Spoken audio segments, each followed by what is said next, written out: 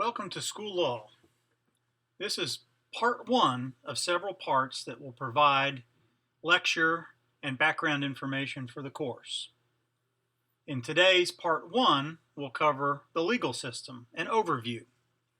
All of this will be referenced in chapter 2 of the book, Law and Ethics in Education Leadership by David L. Statter. We'll start with historical view of schools and school law. The American political system, and much of this is going to be a review of basic high school government, but the American political system is a system built on federalism. Federalism was developed by the Founding Fathers based on the concern of an overly powerful central government. As a result, there are several layers of government within our political process and our political system.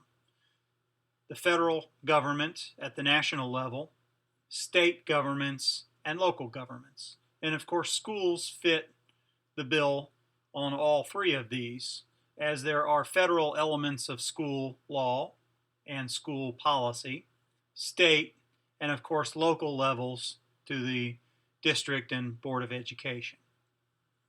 The origin of schools in the United States, if you look at the history, is really tied to religion and tied to teaching people to read the Bible.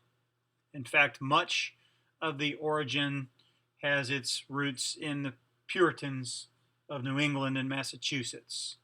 The idea of what is called the Deluder of Satan laws, which really were formed out of the notion that people needed to be able to read the Bible as a basis for understanding and developing habits that would allow them to delude evil.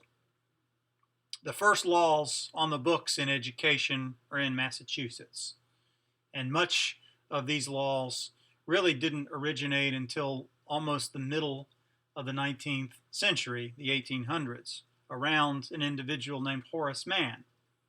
He advanced the idea that education was a function of the government and a function of the state, that the state had a function and a responsibility to educate its citizens.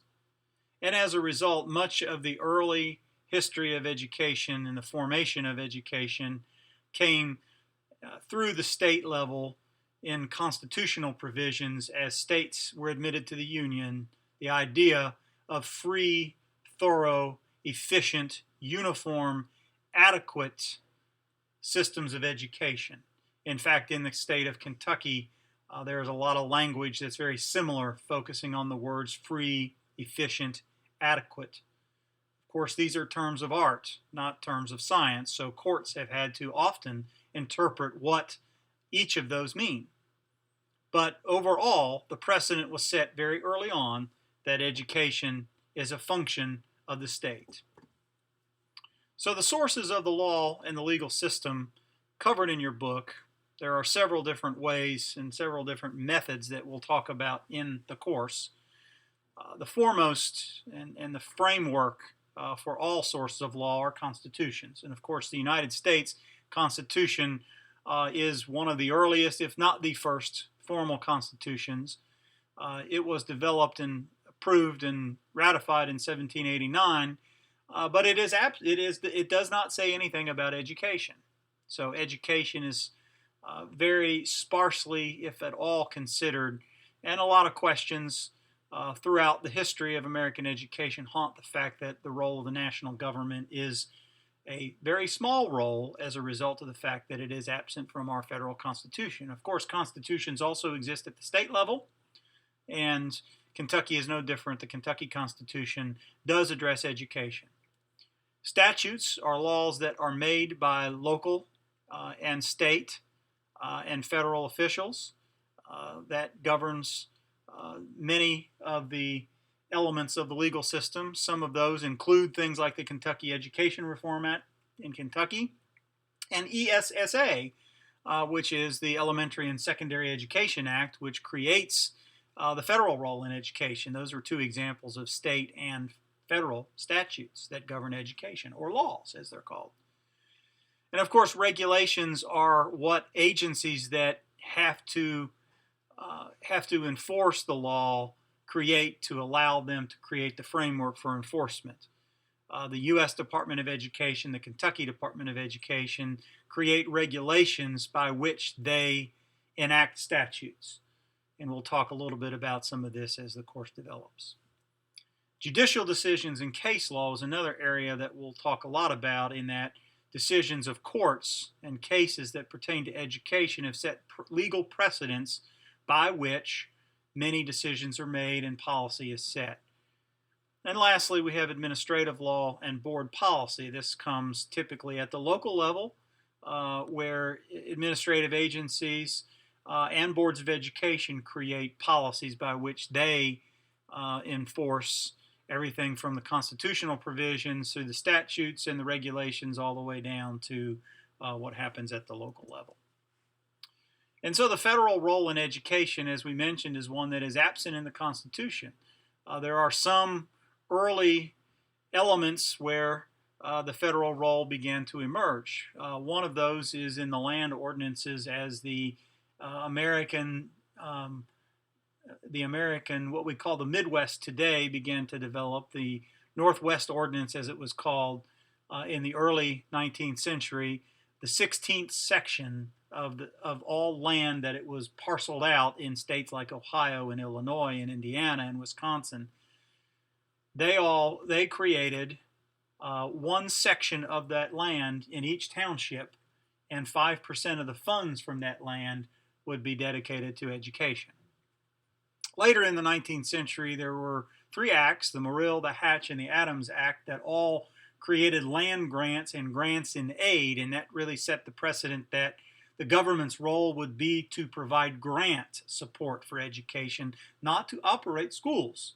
Many of these land grants were grants that were created out of land in the western states. Much of this land became institutions of higher education. The University of Kentucky was created by land grants from the Morrill Act, for example. In the Constitution itself, the General Welfare, Commerce Clause, and the Supremacy Clause, as well as the 10th Amendment that says the states have supremacy where the Constitution doesn't say it. All these are provisions that were used and have been used over the years by federal agencies, Congress, as well as the court system to support a role by the federal government in education, even though it's not specifically spelled out in the Constitution. The Bill of Rights and the 14th Amendment, those are amendments to the Constitution, also have important and influential roles in education law. As we'll talk about, the Bill of Rights, of course, are the first 10 amendments to the Constitution, and that's where you have things like the freedom of speech in the First Amendment, the freedom of the press, and of course the freedom of, not really the freedom of religion, but what we call the 2 segments of religious issues that come out of the First Amendment, the free exercise of religion and the Establishment Clause, which we'll talk a lot more about in the next segment. And then, of course, there are several federal statutes that have influential roles for education. As I mentioned, the Elementary and Secondary Education Act that was passed in the 1960s, and the several different iterations of that. The ESSA is the most recent iteration that was passed a couple of years ago, but NCLB was its predecessor, the No Child Left Behind Act that I'm sure you've heard of.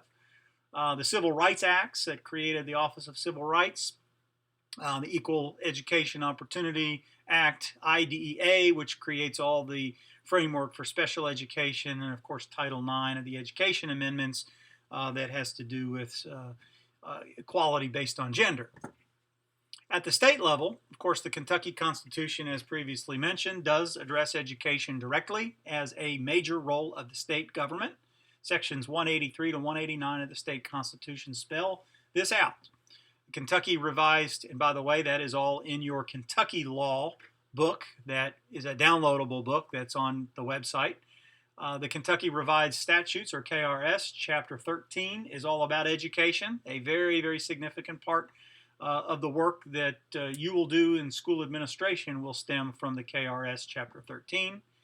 And of course, the Kentucky Education Reform Act in 1990, which comes from the Rose decision, which is the first decision, the first court decision that you have to read.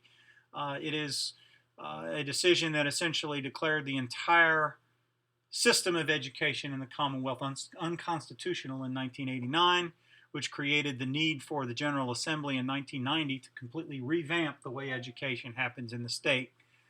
The Kentucky Department of Education is the state education agency that oversees and implements the constitutional and KRS provisions that are handed down from the legislative branch.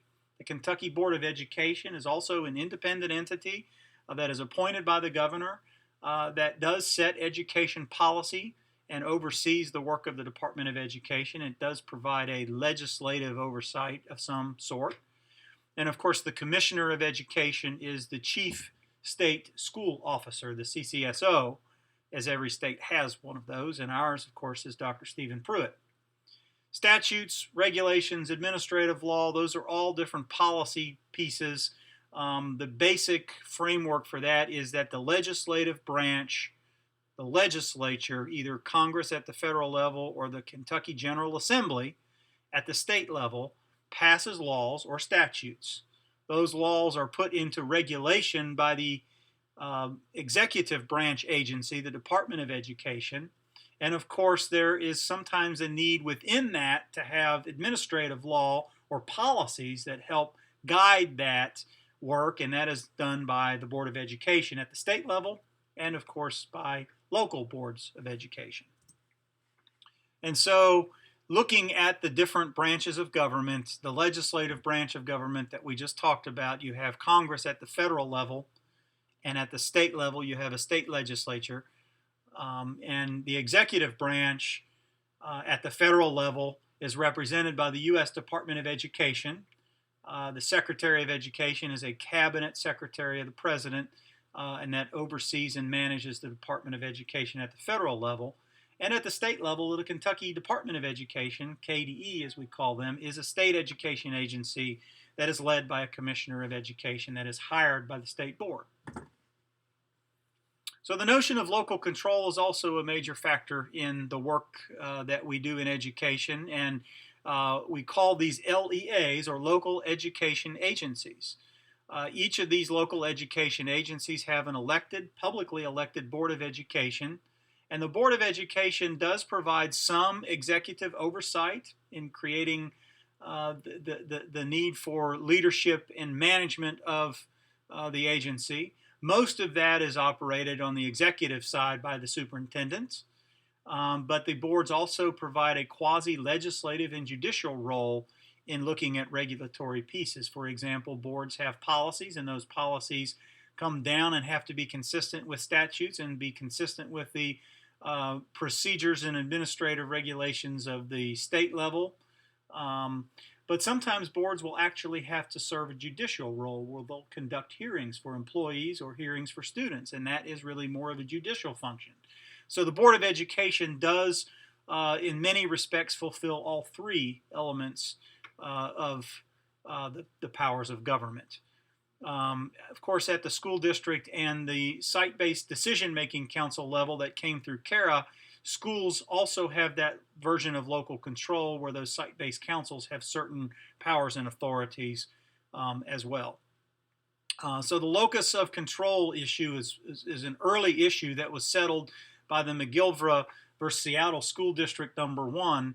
The question in this case was what was more important, what had more authority, education. Was it going to be a local effort, local control, or was it state control? Was it a locus of the state government and the state power? And in this decision, the U.S. Supreme Court essentially determined that education was a power left to state governments, and it was really majority of the power rested in state governments. Districts can exercise only those powers fairly implied or expressly granted basically by state statutes. So the locus of control in education rests really primarily with the state, but of course there are elements of local control, and as we'll see, there are elements of federal influence. And so that's the schizophrenic system of American education: federal influence and oversight, state control, with local guidance as well. We'll talk a lot about the court system and case law through this, and of course there are court systems at the state and the federal level. The jurisdiction in each of these cases is limited at the state level, at the district, state and federal level with district courts. And then there's general jurisdiction for larger cases that go to a circuit level, both at the state and federal level. And then there's appellate jurisdiction, courts of appeals, both at the federal and the state level. And many of these cases will be state cases. Some of them will be federal cases. And of course, we'll look at a lot of different cases here. The first case you'll look at is the Rose decision, and that is a case that came from the Kentucky Supreme Court. Many of the other cases that we'll look at in this course will come from the United States Supreme Court, which is the highest court in the land. Some of the terminology in your book in Chapter 2 talks about a lot of these, and I won't go into details here, but it basically talks about pleadings, motions, trial stage. Most of the work that we'll do will not focus really on the trial stage, but will focus on the verdict and the appeals, and whether courts of appeal, particularly the U.S. Supreme Court, grant what they call certiorari, which is the ability to hear the case. Sometimes the Supreme Court, in deciding not to hear a case, is a more important decision than whether they actually hear a case and render a decision, because if a Supreme Court decides not to hear the case, then the decision of the lower court stands. That's where we are, for example, with the whole transgender issue with bathrooms. Right now, the Supreme Court has not granted certiorari for any case, and so far, there's a lot of different lower court decisions that are all over the place. Most of what we'll look at are opinions and briefs that come from these court cases where they'll render a decision, typically of a high court like a Supreme Court of a state or the Supreme Court of the United States. And so as we look at cases, the protocol that we'll typically go through is we'll talk about the facts of the case. We'll talk about the legal questions that are decided in this case, what the ruling is, the rationale for the rulings, and the implications for that ruling. There are two cases that will be early cases that we'll talk about, and these two cases are the San Antonio Independent School District versus Rodriguez in 1973, and then the Rose decision that we talked about from the Kentucky Supreme Court. Both of these cases are significant. The San Antonio case really sets the table for the Rose decision, because the San Antonio case argued that by the U.S. Supreme Court in 1973 that the San Antonio district in the United States was not delivering an adequate education for Rodriguez and several other Latino students. They sued under the U.S. law, saying that was not being fulfilled, and the Supreme Court actually said, no, it's not really the requirement of the U.S. Constitution to provide education. And as a result, a lot of the what we call adequacy and equity cases for funding and for efficient schooling that you see come down in the late part of the 20th century came through states. Many, many states had decisions like the Rose decision. The Rose decision was one of the first ones that essentially said that the state of Kentucky was not providing adequate resources and providing equitable education for the citizens of the Commonwealth. And that's what led the Supreme Court to essentially say in Rose v. Council for Better Education that our system was unconstitutional and had to be completely redeveloped in the Kentucky Education Reform Act of 1990. That concludes our first first lecture session. We'll have some discussion sessions online based on the San Antonio case and the Rose decision. We'll also have assignments of case law, and in doing those assignments of case law, following the protocol that we just lined out, looking at the facts, the legal question, the ruling, the rationale, and the implications, is the way those cases should be presented online. Always available for questions, and we'll talk to you soon.